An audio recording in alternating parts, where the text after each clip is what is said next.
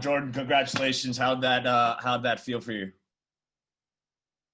It was it was exhilarating. It was Uh, good. yes, yes. Great to revisit that material. I only knew, I think like slivers of that story. So it was really great for me to take it in, in its entirety. And, I got to commend you for how well crafted you've made this piece. You took us on a great journey with chapters of great fun and obviously a lot of depth and a lot of real life being lived. And I'm sure everybody here would love to thank you, as they are, for sharing it with us. So I'm gonna yeah do you want to say anything to the crowd for now before I take these Uh, questions here? Just I'm thankful for everybody tuning in. I know there were a lot of places everybody could be tonight, so I feel grateful you were here with me. Excellent. All right, so let's see. The first question that I have here, yeah, everybody's very much enjoying just typing to the to everyone, which is fantastic. Um, other than the quarantine reference, are there other changes you've made to the original script for this run? Yes, right. That was a good catch. Quarantine was not always in the show.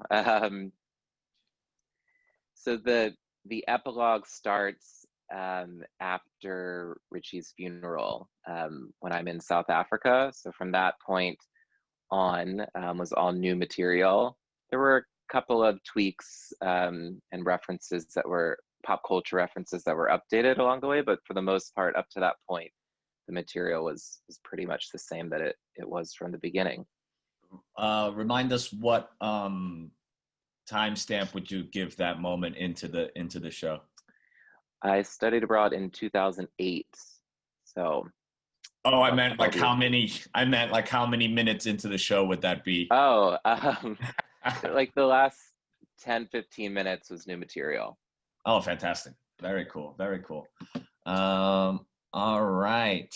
Uh, so from April Dominic here, we have incredible energy. How long did it take you to relearn that Fergie dance? Oh, that I've been doing for the last 10 years. I got that down pat. Yeah, yeah, you seem very pro with that. Very, very pro. Kaylee Gray. Hopefully I'm saying that right. Kaylee Gray, are you going to take this revival on the road once theaters start opening up again? Great question. Oh, that is a good question. Hi, Kaylee.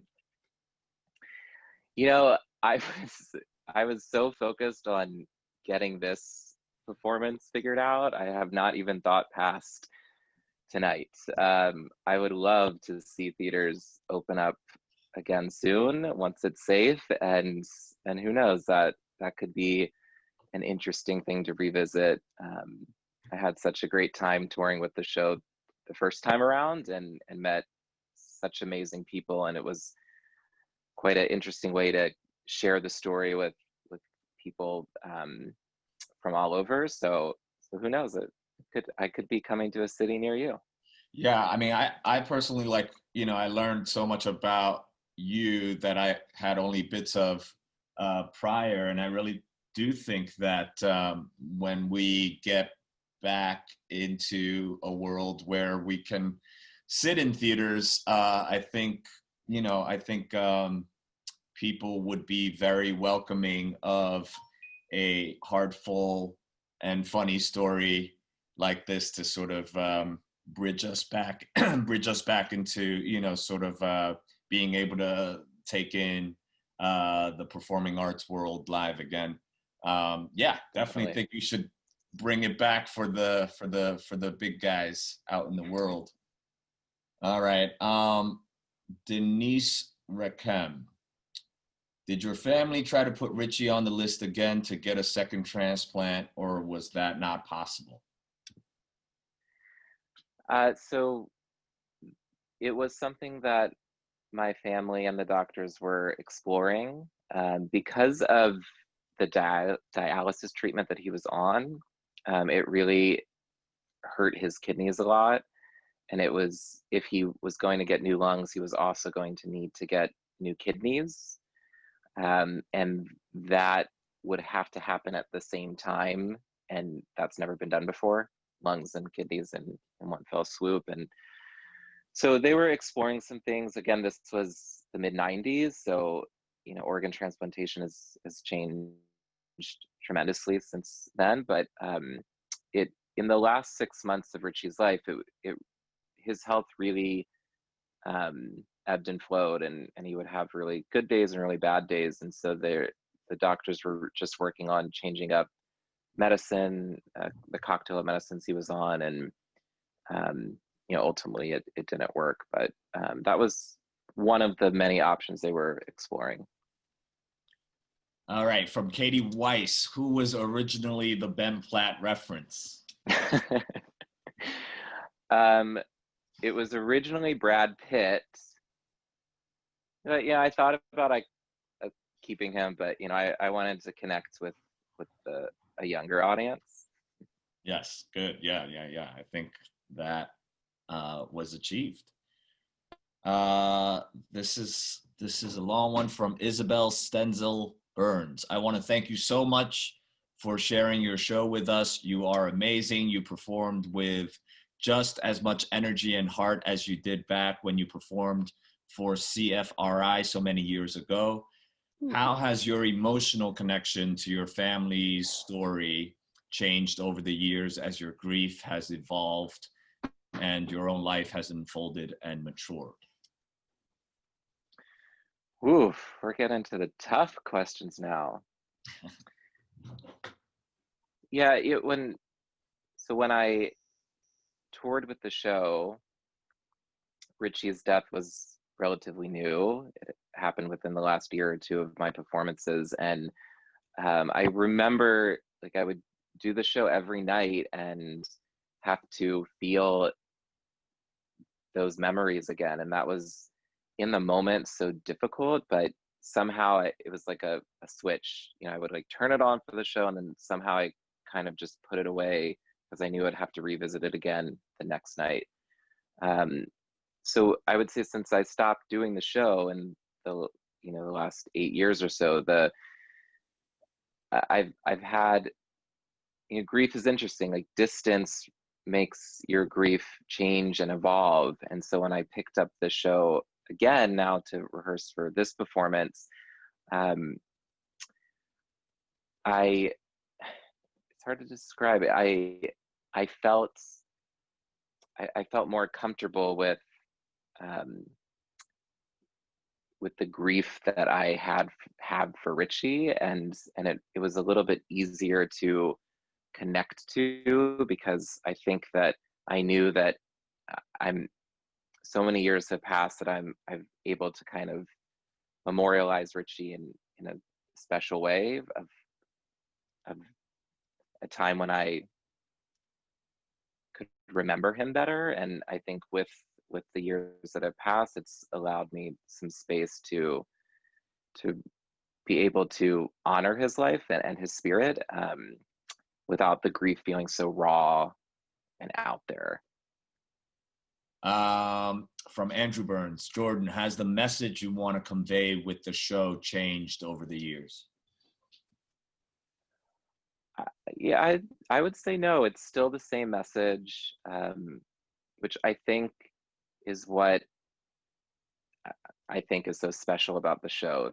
Which I think is what I think is so special about the show, that it's a message that, yeah, I have to change a couple pop culture references, but it still works today. And it's it's about the power of the human spirit. It's about identity and figuring out who you are. It's about insecurities and quirks and coming into your own. and it's about loss and renewal. And I think those themes, you know, withstand any type of era or time. And that was one of the reasons it was so easy to step back into this role and revisit this story, because I think the message is now more than ever so relevant. From Lauren Genesi, what was your favorite part of the show to revisit? There were a lot of parts that I had a laugh at, thinking like, oh God, I can't believe I actually wrote this down and performed it for people before, like singing The Most Beautiful Girl in the World. Oh, what else? I mean, all the mascot stories, I just, they seem so comical, and that they're funny, but it's like all that stuff happened. It actually happened, and usually more than once. And people just, I think people think that when someone's in a costume, there's actually not a human behind it. And that was the message I really wanted to get across, that mascots are people too. Um, so those were some fun moments to revisit. Fantastic. Okay, from Shane Citronbaum, were you planning on becoming a principal? How did you react when you were offered the position at GOA? Shane is one of my students, so well, there's more to that story from where the show ended to now. That was not in this performance, but when I had my last shows up in New York, and then I stayed here, and that's when I moved in with Marissa. That was about 10 years ago, 11 years ago. So at the beginning, I was still touring with the show a little bit on the East Coast, and I got a job at called Ack Academy, the school that I'm currently work at, and it was a part-time theater teacher. So that was 10 years ago, and over the course of the last 10 years, I've stopped doing the show, and I've done more at school, and that's the short story of that trajectory. Sweet. All right, from Rachel Wald, but from Jake Petzold. Okay. Are there any mascots you've admired? So this is where my lack of sports knowledge doesn't help me. The Philadelphia, I think one, the green guy. That's all I know about him. He's been influential. But it's funny because I had thought I'd just tour around the US, and then I got this theater festival in the UK. Yes, the Philly Fanatic. Thank you. Oh no. But as a Met fan, that's pretty bad. So when I started with the tour over in the United Kingdom, and they don't have mascots like we do in the US, and I had all my promotional materials was featured the mascot, and so Stacy, who was my best friend from childhood, who came on as my tour manager, she and I would go out during the day and pass out flyers in London for people to come to the show, and people showed up thinking it was a kids show because of the mascot. And I remember the first couple of performances, there were little kids in the show, and I was like, they're not at the right show. So that was a lesson on mascotting, and a good diversion of my lack of sports knowledge to answer the question any further.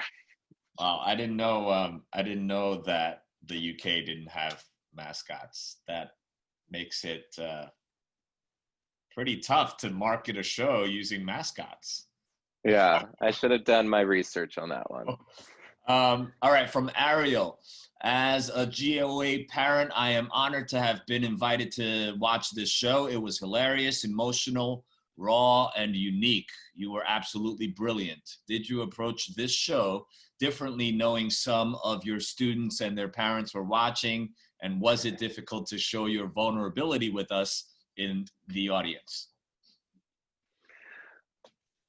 Oof. Okay, I would say that I didn't really approach the show differently. The the you know I've thought that if families were going to watch the show, that they would know that it grappled with some more adult themes, and that was a choice that families would make. But I have to say it's a very odd experience performing in. You're in my bedroom right now. My bed and everything is pushed in the corner. So uh, it I'm used to coming out on stage and there being people and building off of their reactions, and in a one-man show that's extremely important because the audience becomes my acting partner in a way. And so I did have to change. I had to fit everything into the screenshot, which being a tall person was a little tricky.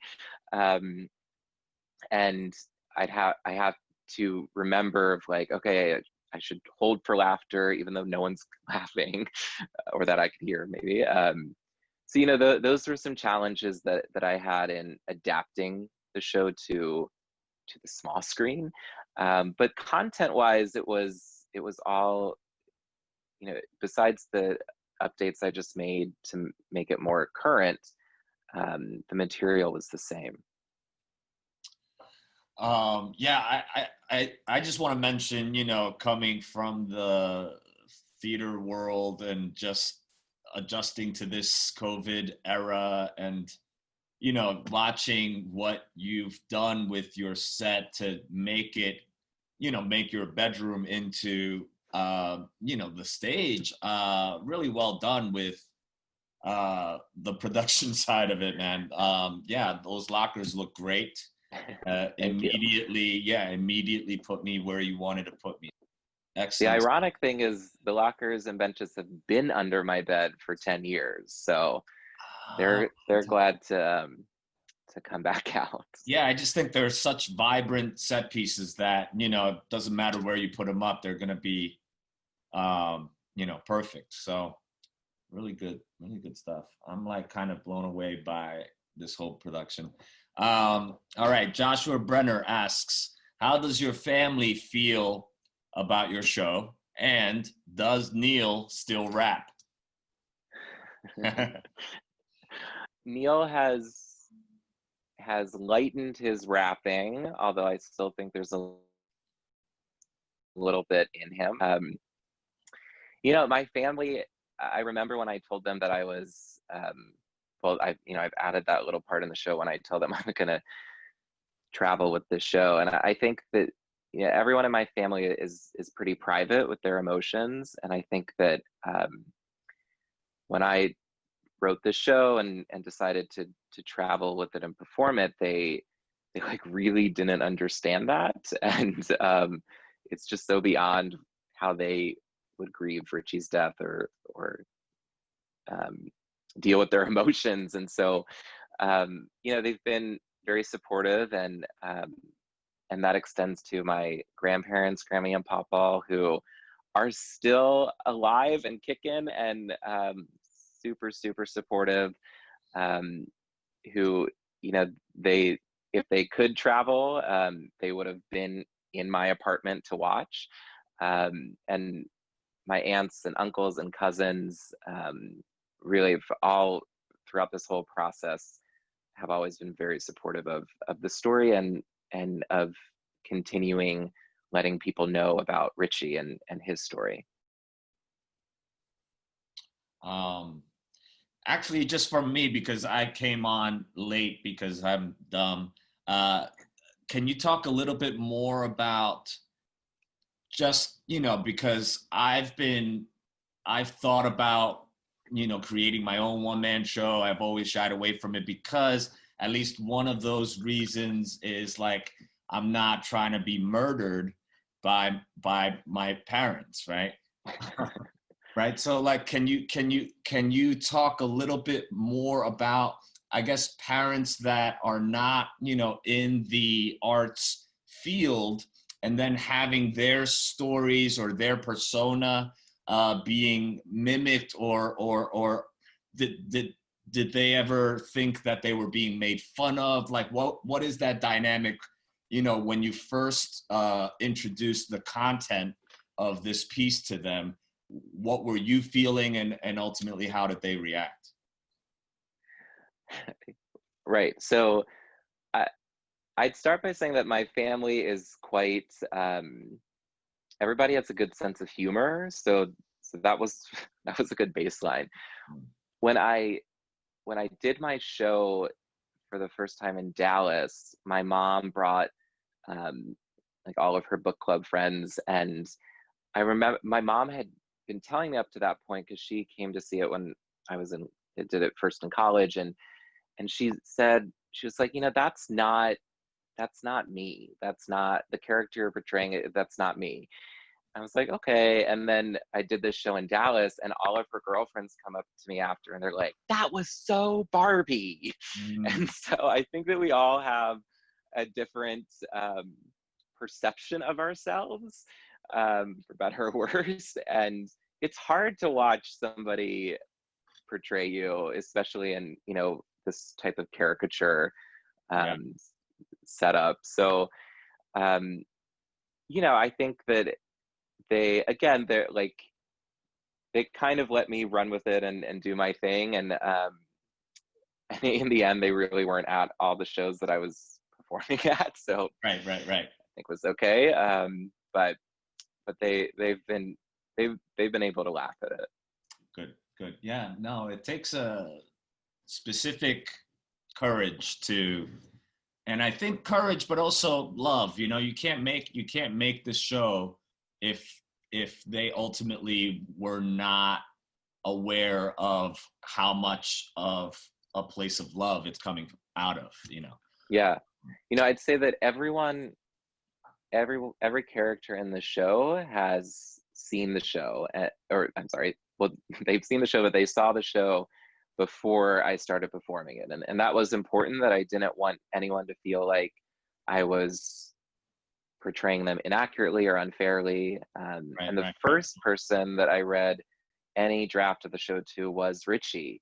Oh, Um, we were in his bedroom, and I was sitting next to his bed, and I just read him an early draft. And in the middle of it, he goes to his bedside table, and he pulls out a notepad and pen, and he starts taking notes. And then at the end of the show, he gave me a whole list of notes on things that I should change. Not even like about him, just like his own critique.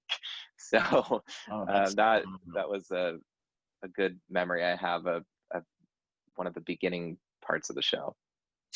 very sweet. All right. From Sean McQueen, from Dre, how many voicemails did your mom leave you during the show? I haven't checked yet. I probably, I mean, by now, probably a few. Yeah, I don't, I've talked to her about this a million times. It's like, well, I'll see that I have a missed call from you. If you leave a voicemail, I'll see that you have a voicemail. You don't have to then text me, but it's like all avenues of communication have to be done. um, I mean, I think moms are sort of just somehow universal on this front, uh, across the globe, really. It's just like 17 layers of redundancy. I'm like, I get it. You love me. You want me to stay alive. Like, drink a lot of water. Like, I'll do it. I'll do it. Just don't blow up my phone. It's ridiculous.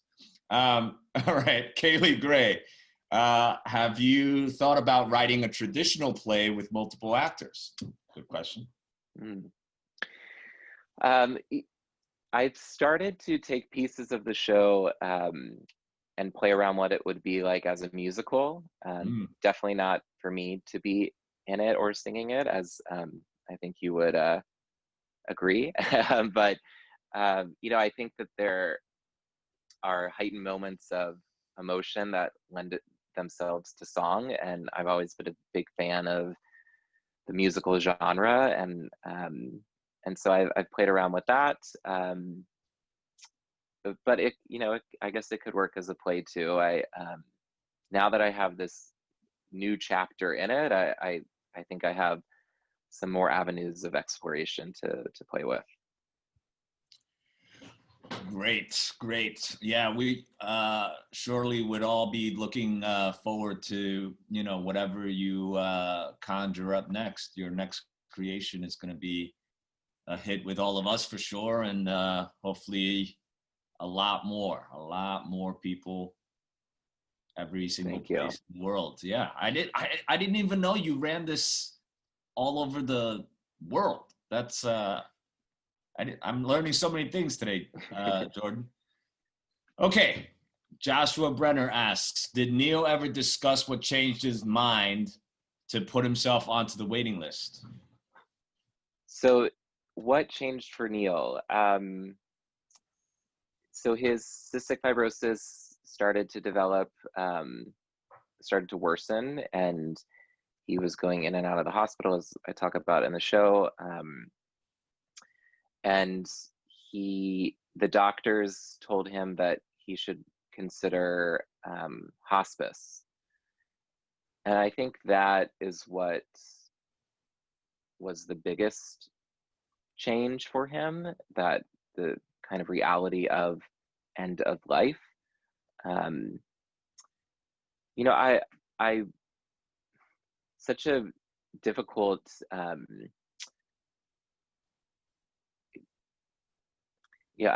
I talk about this in the show of that Neil, was so adamant that he didn't want new lungs because he saw what Richie went through. And I think no one could understand that because everybody saw what Richie went through and it prolonged his life for so long. But nobody could also feel the pain and the fear that Neil felt. And when you're that sick, I think it plays on your mind too, and it's hard. It's scary, and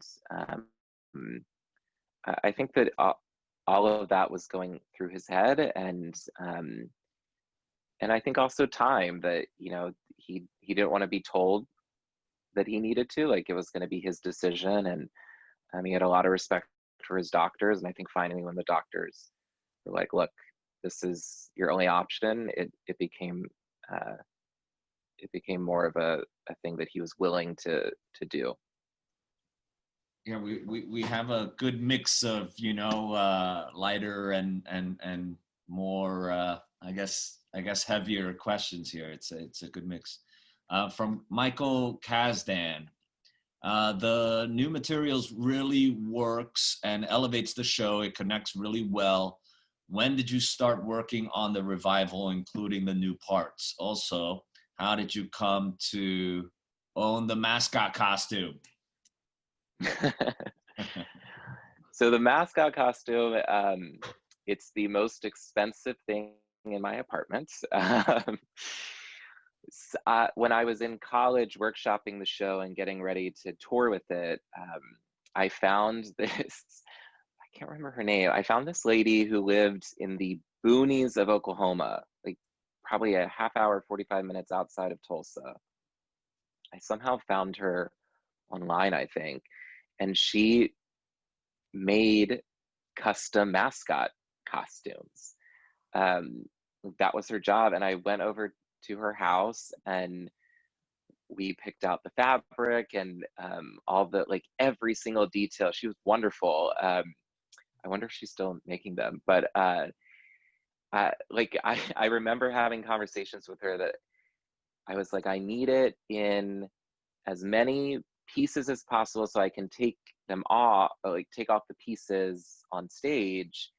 But she's used to making these mascots that it's like a one piece thing to be easier to come in and out of. And so I was driving her crazy with my demands for the theatrical mascot, but I think she did a great job.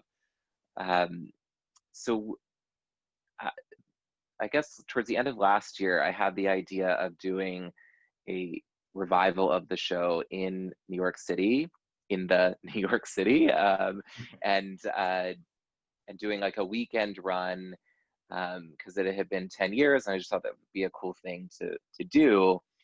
And I was close to signing a contract with a theater when coronavirus happened and quarantine and all that. And I started to think like, I don't know when, I'll be able to do this, and started to see all of these really creative projects being done remotely on Zoom and on YouTube Live. And I thought, what if I did it this way? And so that was kind of the path here. And the material I had, it's funny, like always in the back of my head, I'd always thought like, oh, that's a good scene. If I ever gonna do my show again, I'll put that scene in, or I have to talk about this. So I always had some ideas in my head, and but I would say probably about 6 weeks ago is when I really put ideas down to paper and played with that. Awesome. Yeah, I mean, I can't even imagine producing something on Zoom. It's just like, it seems like a whole other world. All right, from Gabby Levine, did you make the locker background? No, I did not make the lockers. They were designed and painted by peers of mine in my college theater program. Awesome. Yeah, we were.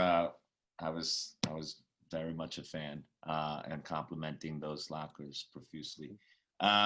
Okay, from Kaylee Gray, is Kelly Clarkson aware of your love for her? And have you thought about sending her a copy of your performance? Isn't she watching right now? So is she aware? I don't know.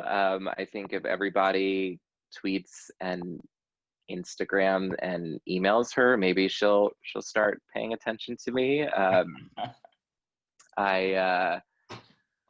I mean, she has a talk show now, so it's like she needs some content. This would be good. I don't know if she's aware, but she's always close to my heart. Well, I think she should be aware. So let's make that happen, Jordan. We should make Kelly Clarkson aware of your show. Is that going to happen right now? Because I would freak out. No. I mean, I come up with like somewhat of a involved. Fair enough. We've got just a few more questions. Thank you guys for being here. From Bridget Lowe, were there any moments from your performances that have stood out or stuck with you? I guess, yeah, like performances when you were running it. Yeah. A lot. I mean, the cool thing about when I traveled with the show is that I was connecting with so many different people from all over the world. And some memories. One of my first performances was in Cape Town, South Africa, and I performed in one of the townships outside of Cape Town. And there was a school, a high school, where they had 300 kids in their high school, and their auditorium was in an old church building that was on top of what used to be a garbage dump. And I was like, why in the world would I say yes to doing this show? To like, these kids are gonna have no idea what the heck this like white Jewish guy is talking about. And the kids were, it was, it was one of the most reactive audiences. They were like so loud during the comedic moments, and so I just felt them with me in the more intense moments, and it made me realize then early on, I was like, okay, this is cool. This is a story that transcends race, religion, age, ethnicity, all that. When I was in London, I performed at a theater, a small black box theater, and I did a month of performances. And I remember every day like wondering, would people show up? And because I didn't know anyone in London. I was the weird mascot handing out flyers, trying to get people to wrongly bring their young children to the show. And one of my early on shows at this theater, there was one lady in the audience, and the theater manager came up to my dressing room and was like, okay, Jordan, there's one person in the audience. I've talked to her. She said that she will watch the show, but I could also tell her to come back to on another day. And I was like, this really sucks. Like I have to do my show for one person. But then I thought, what the hell? Let's do it.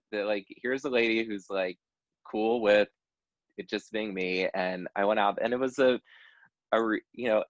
special performance because it was just her, and she was great, and we had a great talk.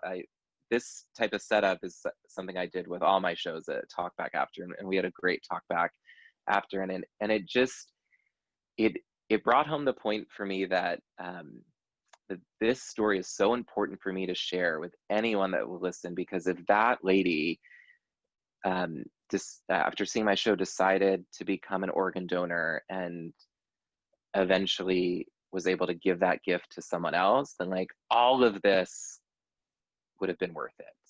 And that is what I've always tried to keep at top of mind.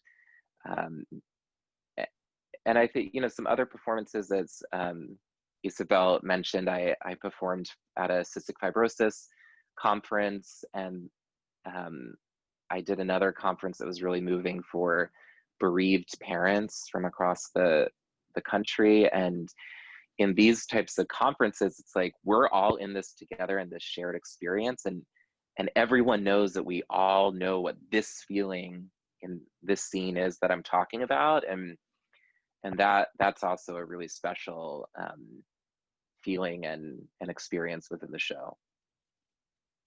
Wow. Yeah, fantastic. I don't think I've ever had like the openness or your engine that is so pure and sort of outward to do a show for one. Like if I had that decision to make in the dressing room, I'd have been like, yeah, tell her to come back, because I'm going home. So a lot of respect for that. Yeah, thank you for sharing that story. I imagine it can actually turn into a very sort of poignant back and forth with somebody that's the sole being that's receiving all that you're giving out. Okay. From Miraf, traveling to see Richie is a theme in the play. Has living far from family continued to be a challenge? I'd say yes and no. I love my life and living on the East Coast and all that, and I think actually the space, the distance is good for all my familial relationships. It was definitely hard when Neil was sick, and I had to always make this judgment call of, do I go home? Do I go back to Texas to see Neil in the hospital, and if I don't, could that be the last opportunity I would have had? And that is, it's a shitty way to make decisions, but I always felt like if I had the ability to go back and be with my family, that was necessary, and that's what just needed to happen. And so, now the, I guess, high stakes drama has lightened, and it's not, I'm not faced with those decisions, luckily. But I think that I'll always hold a special place in my heart for Texas. Very small, no. And I had a great upbringing and childhood, and all of my family and a lot of my friends are still there. So I do really appreciate and treasure the times I get to go back there, but like living up here. Makes sense to me. Let's do both of Isabel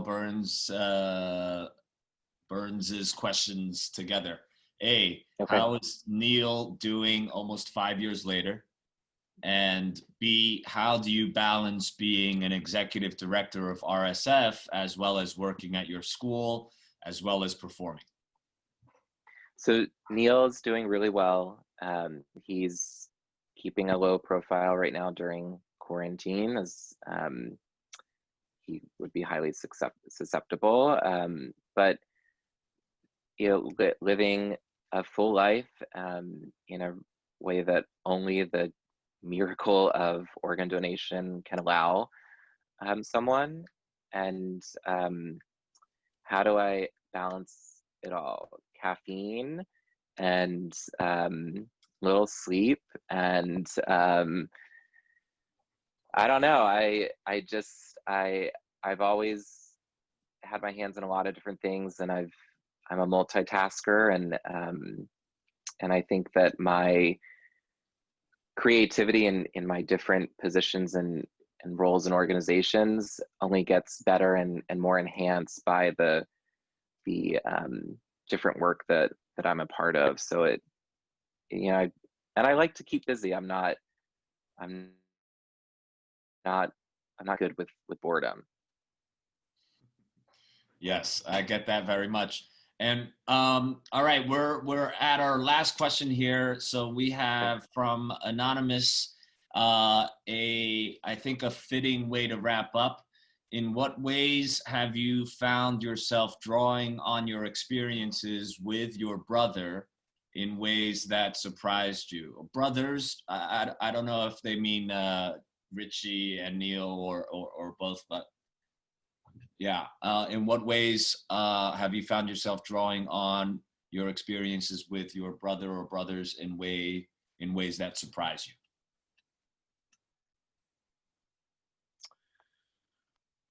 It's a good question. I mean, I definitely have learned more about sports because of them. I think that, so yeah, I say in the show, like, I hate saying about like running that half marathon, but I think that actually taking up running, even though maybe my reasons weren't this at the start, the gift of breath and that gives us life. I know that sounds so simple, but it's like I saw in each of my brothers as their health was declining, every breath was a fight. And seeing that and really knowing someone who's going through such a physical struggle is heartbreaking to watch. So to know that I don't have that struggle, I don't have that, or I have the ability to stand up from this chair and walk 50 feet and not be out of breath and not start coughing, is a true gift. And so I think it's the simple things that we so often take for granted in life, that I think now, and this is one of the reasons I kind of thought it would be cool to revisit this story um, during this unfortunate pandemic, is that we have taken so much for granted, and we have lived our lives in a way that has hurt the environment and has impacted um, older people's health and people who are more at risk, and we really have to think more about our actions. And just because we are healthy right now, we're part of something bigger. And I think that that's probably the biggest thing that my brothers have taught me, in a way that I definitely didn't know growing up, and it definitely took me some years of growing up to really understand and appreciate that sentiment. I think let's all, we can't hear you, but let's all join in and give Jordan his due here. Thank you. It's just me. You can only hear Yeah, me, no, but it's great. I'm, there's 74 people also clapping for you right now. Thank you so much, Jordan, for sharing your heart with us, and your stories, and your sensitivities, and your vulnerabilities, and your talents. We all had a wonderful ride. And thank you for all the viewers for watching the show, and for coming here and joining us for a little chat. And I'll leave it to you, Jordan, for final words. The final word. Well, thank you, Johnny. I so appreciate you moderating this, and it's always great to talk to you. I hope to see you soon. Yes. I guess I'd want to leave everyone with directing you to richiespirit.org, where you can learn more about organ donation and hopefully sign up to become an organ donor. The most important thing is that you speak with your family and your loved ones about your wishes. No, it's not a conversation I know that anybody really wants to have, but I hope that tonight you saw the impact, the impact organ donation has had on my family and the gift of life. And I so appreciate all of you for sticking around for this talkback and tuning in tonight. That's it. And Awesome. tweet Kelly Clarkson. Awesome. Thank you all.